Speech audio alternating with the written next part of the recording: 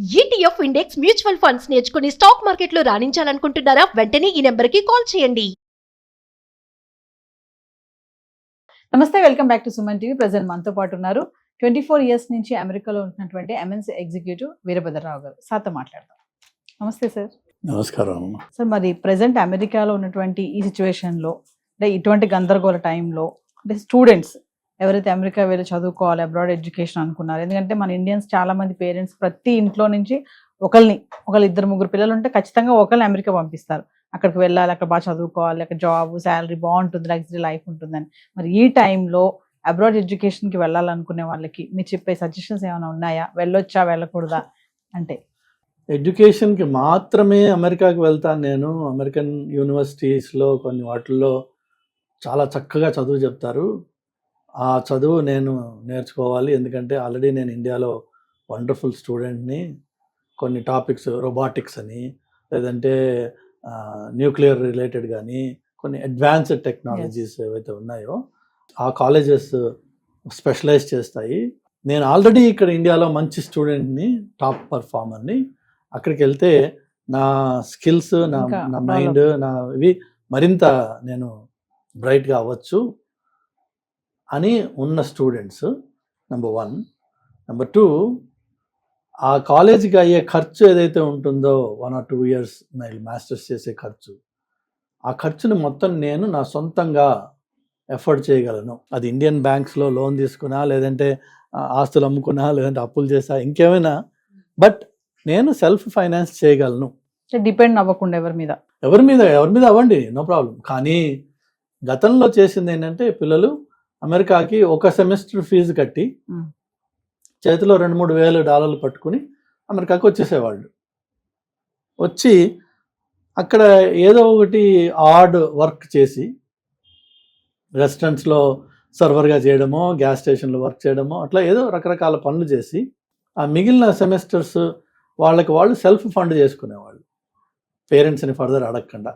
ఆ మొదటి 10 లక్షలు 20 లక్షలు పేరెంట్స్ ఫండ్ చేసేవాళ్ళు, మిగిలింది వీళ్ళు అక్కడ ఆడ్ జాబ్స్ చేసుకుని చేసేవాళ్ళు. దాంతో ఫైనల్గా ఏంటంటే వాళ్ళ భారం తగ్గేది బాగా. కానీ ఇప్పుడున్న పరిస్థితిలో అలా ఆడ్ జాబ్స్ వీళ్ళు చేద్దామని ప్రయత్నం చేసినా అక్కడ లోకల్ ఎంప్లాయర్స్ వీళ్ళని ఎంకరేజ్ చేసి వీళ్ళకి ఇచ్చే అవకాశాలు తగ్గిపోయినాయి. బికాజ్ వీళ్ళకి వాళ్ళు హైర్ చేస్తే వాళ్ళకు కూడా పెనల్టీ ఉంటుంది, ఏ రైడ్లోనో ఇక్కడ పట్టుబడితే. ఓకే, సో నీకు ఫర్దర్ ఇన్కమ్ సోర్సెస్ లేకపోయినా నేను ఆ మొత్తం కాస్ట్ని అఫోర్డ్ చేయగలను. సో అఫోర్డబిలిటీ ఉంది నా దగ్గర, అండ్ దెన్ డిజైర్ అండ్ నా skill and drive and motive ఉంది నా దగ్గర. నేను ఆ పర్టికులర్ కాలేజ్కి వెళ్తే నా లైఫ్ 10 రెట్లు నాకు బాగుంటుంది అని ఎవరికైతే క్లారిటీ ఉంటుందో వాళ్ళు డెఫినెట్గా ఇట్స్ వర్త్ ఇన్వెస్టింగ్.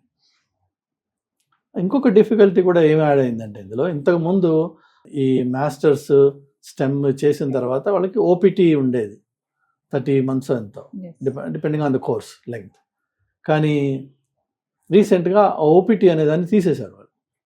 అంటే ఏంటంటే, మీరు కాలేజ్లో ఉన్నప్పుడే, మీ కాలేజ్ అయిపోయే లోపే మీకు ఆల్రెడీ లోకల్ ఎంప్లాయర్ ఒకటి H1 అప్లై చేసి మీకు జాబ్ సెక్యూర్ చేసుకోగలిగితే ఆటోమేటిక్గా కాలేజ్ నుంచి మీరు డైరెక్ట్గా H1లోకి వెళ్ళిపోవచ్చు. లేని పక్షంలో మీకు ఓపీటీ అనేది లేదు. కాలేజ్ కంప్లీట్ చేసేసి you have to return home, అక్కడ ఉండే ఛాన్స్ లేదు. అంటే అర్థం ఏంటి, అమెరికాకి నేను చదువుకు మాత్రమే వెళ్ళే స్తోమత నా దగ్గర ఉండాలి. సో ఒక ఐవీ లీగ్ స్కూల్కి వెళ్ళాలంటే 2 కోట్లు కావాలి కనీసం, ఇంకా పైన. దాని నెక్స్ట్ లెవెల్లో కావాలంటే ప్రాబబ్లీ 1.5 crore 1.2 crores కావాలి. లేదు, ఇంకొక మామూలు కాలేజ్ ఉంది, దానికి వెళ్ళాలంటే 40 లక్షలు 50 లక్షలు కావాలి. ఈ స్తోమతతో పాటు నా బ్యాక్గ్రౌండ్ ఏంటి? ఇప్పుడు నేను ఒక టాప్ స్టూడెంట్ అండి, నా జీవితం మీద నా పేరెంట్స్ ఇంకో 40 లక్షలు ఇన్వెస్ట్ చేయడానికి రెడీగా ఉన్నారు, పెడతారు వాళ్ళు, ప్రొవైడెడ్ నేను ఆ 40 లక్షలతోటి వెళ్ళి చదువుకుని బాగుపడి మరింత పెద్ద హోదాలోకి వెళ్ళగలిగితే అంతకంటే పేరెంట్స్కి కావాల్సిందే ఉంది. కానీ నేను ఆల్రెడీ ఒక ఆర్డినరీ 3rd class గ్రేడ్స్ ఏవో ఉంటాయి కదా, ఇవాళ రేపు గ్రేడింగ్స్ మారింది. సో నువ్వు ఏదో B- C- టైప్ స్టూడెంట్, నువ్వు 40 లక్షలు పెట్టి అక్కడికి వెళ్ళి చదువుకుని నువ్వు పొడి చేసింది ఏం లేదు, నువ్వు అచీవ్ చేసేది ఏం లేదు. అది ఇక్కడ కూడా చేసుకోవచ్చు అదే పని. దానికోసం అమెరికాకి వెళ్ళాల్సిన అవసరం లేదు. వేరే వేరే కంట్రీస్ ఉన్నాయి, ఎక్కడికి వెళ్ళినా ఇదే పరిస్థితి. సో వేరే ఇంత గత 20 ఏళ్ళుగా ఉన్న అట్రాక్షన్ ఏంటంటే అమెరికాకి వెళ్ళి అమెరికా ప్రతి ఇంట్లోంచి అమెరికా కూడా వెళ్ళిపోయారు.